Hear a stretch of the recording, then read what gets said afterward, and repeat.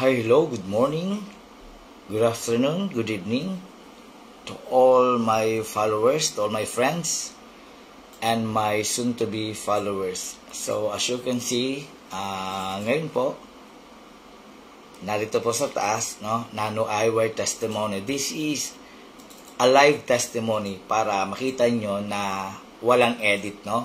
So, in just 41 days, I can read already without wearing this Nano Protect eyewear. So, I will give you the history, no? Kung bakit ako nagte-testimony nito.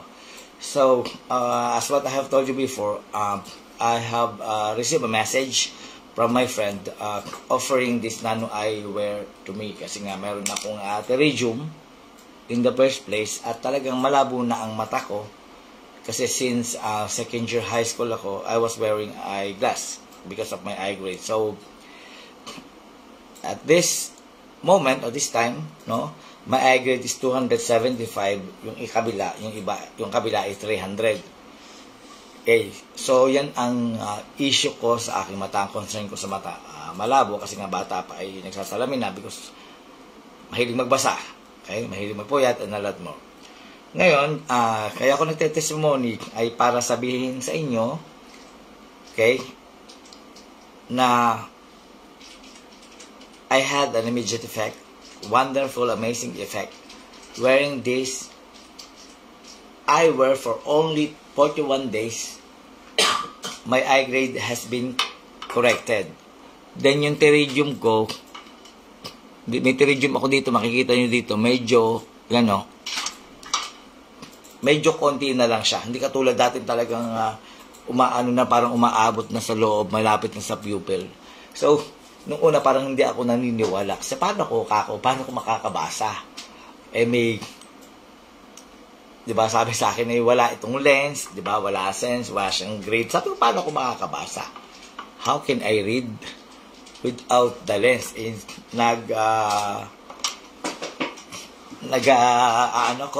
Gumagamit ako ng iba't ibang mga eyeglasses. Okay? Ipapakita ko po sa inyo. Ito po yung mga eyeglasses na ginagamit ko. Balik ko lang ang camera ko. Yan. So, ito po yung mga eyeglasses. Lahat po sila ay mga graded eyeglass. No? May mga grado yan. Kasi nga po, yan. So, yan po. No? Not to brag po, may kamahalan po yung mga salamin niyan. Kasi dito dyan pinagawa yung iba. Tapos ito pinagawa ko sa Pilipinas. Okay. Yan. So ito po yung huling salamin na sinuot ko before ako nagnano. So kapapagawa ko lang sa Pilipinas dyan nung umuwi ako. Okay. Nasa 20 something. 24,000. Okay. Progressive po siya. Ito yung last. Kikita nyo naman. Sagrado. Makapal po siya. So ngayon, ito ay ipinadala sa akin ng aking business partner from the Philippines, pinadala sa akin sa churchmate. At na-receive ko to ng October 7, pero ginamit, October 7 siya dumating, umalis sa Pilipinas.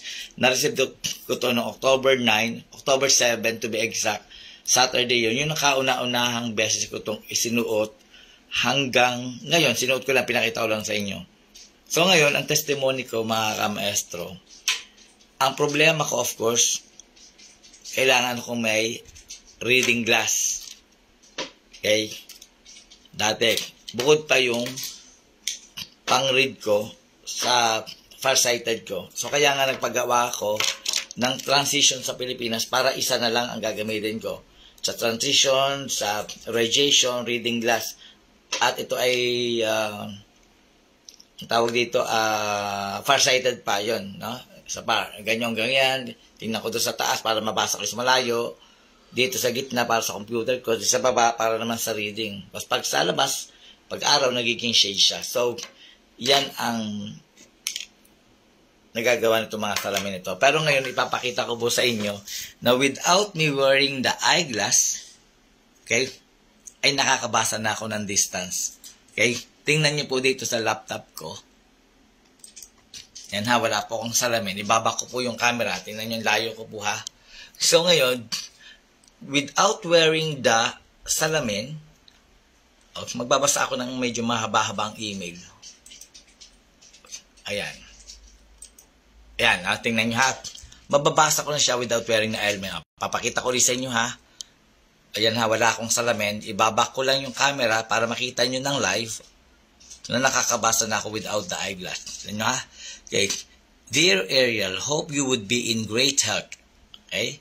I wanted to follow up on the proposal we shared with you for ISO 17025. I hope you've had a chance to review the details and I would be happy to clarify any points or adjust the scope to better fit your requirements.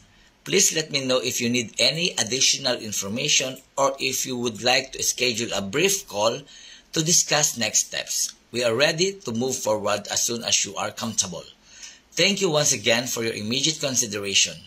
I look forward to hearing from you. With regards, even itong maliit na to, nababasa ko, di ba, magkaiba yung font niyan. Okay? Nababasa ko, sales2.cibmans.com www.cibmars.com. Pati ito nababasa ko na. Shara Real Riyadh KSA. Even the number. So, magkaiba ang font. Kita nyo? So, hindi ko rin inaasahan, no? Yung effect niya sa akin. Hindi ako nakasalamin, ha? Kaya wala, no? Without wearing the eyeglass. Kasi naramdaman ko ng Thursday, sabi ko nga dito kay safety namin, nahihilo ako. Parang, hindi man ako puyat, hindi naman ganon. Yung pala, okay na yung mata ko. Suot ko tong nano eyewear na to. Okay, suot ko. 4,000 negative ions to.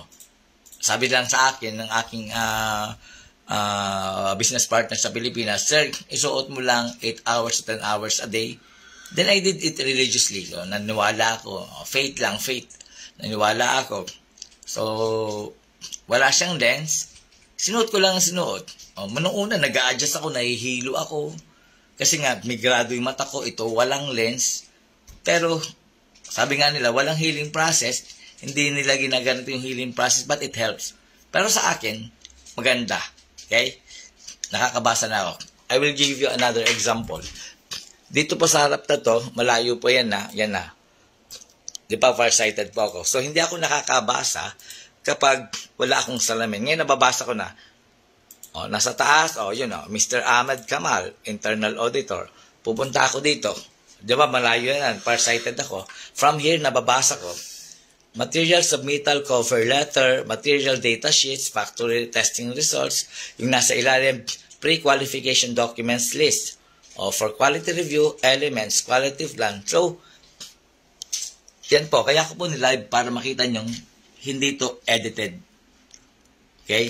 So, yun. Sa akin lang po, this is an honest testimony. Okay? Sabi ko nga shoutout sa aking business partner na si Ma'am Sari, shoutout sa aking kapatid. Sabi ko, hindi ko to i-endorse, hindi ko to bibigyan ng review na maganda kung tingin ko ay makakasira sa aking image as a social media influencer. I'm a YouTuber, okay? I have a Facebook account, I'm a TikToker, at I will not recommend this or promote this nano eyewear kung walang magandang effect sa akin because it might or will affect my image as a social media influencer and as a vlogger. So yun lang po.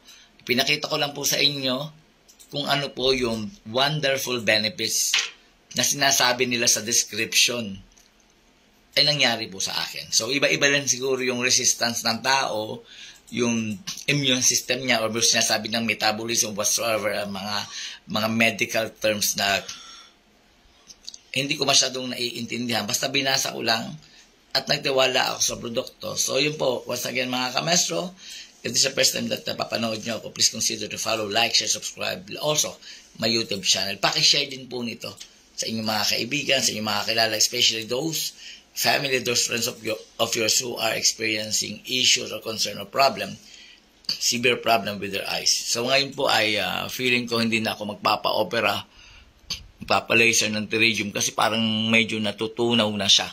Meron pa siyang konti, pero hindi kagaya dati. I supposed to have my laser operation Kasi sabi sa akin ng doktor, kailangan daw ng laser kasi minsan nagkukulabo. Pero praise and glory be to God. Okay na yung mata ko. Pero sabi sa akin ni Ma'am Sally, kailangan ko daw mag-wear ng isa para protection lamang din. Protection lang. Pero thanks and glory be to the God, our God always. Unang-una sa Kanya. And of course, sa Nano Protect Eyewear.